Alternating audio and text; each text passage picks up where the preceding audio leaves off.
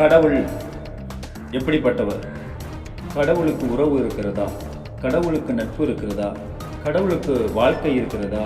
கடவுளுக்கு பிள்ளைகள் இருக்கிறார்களா? கடவுளுக்கு மனைவி இருக்கிறார்களா?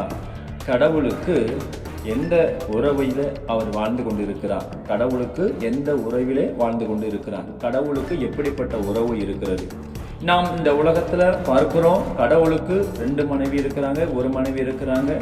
இப்படி பல காரியங்களை நம்மளால இந்த பூமியில உலகத்துல பார்க்க முடிகிறது. ஆனா கடவுள் உண்மையான தெய்வம், உயிரோடு இருக்கிற தெய்வம், மரித்து உயிரோடு இருக்கிற இன்னமும் வாசம் பண்ணுகிற கடவுள் எப்படிப்பட்டவராய் இருக்கிறார்? அவருடைய வாழ்க்கை தரம் எப்படிப்பட்டதாய் இருக்கிறது?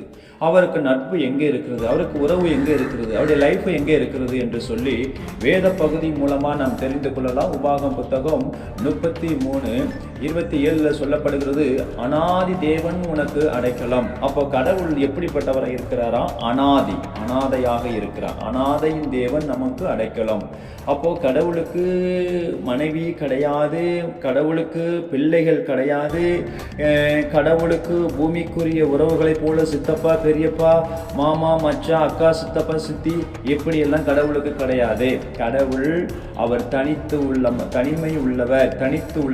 அவர் யாராலும் நெருங்க முடியாதவர், யாராலும் சேரக்கூடாத முடியாதவர். அவர் கடவுள் அனாதியின் தேவன். அவருக்கு எந்த மனைவியும் கிடையாது, எந்த பிள்ளைகளும் கிடையாது, எந்த நட்பும் கிடையாது, எந்த ஸ்தோத்திரம், எந்த விதமான குடும்பமும் கிடையாது. கடவுள் அனாதையாய் இருக்கிறார்.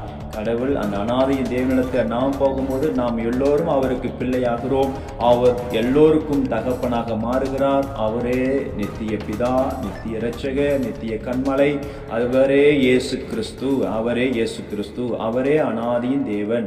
அந்த அனாதி தேவனை உங்கள் வாழ்க்கையில ஏற்றுக்கொள்ளும் போது, அவரை நம்பும் போது, அவரை விசுவாசிக்கும் போது, அந்த அனாதியின் தேவன் உங்களுடைய வாழ்க்கையிலே அற்புதத்தை, அடையாளத்தை செய்வார்.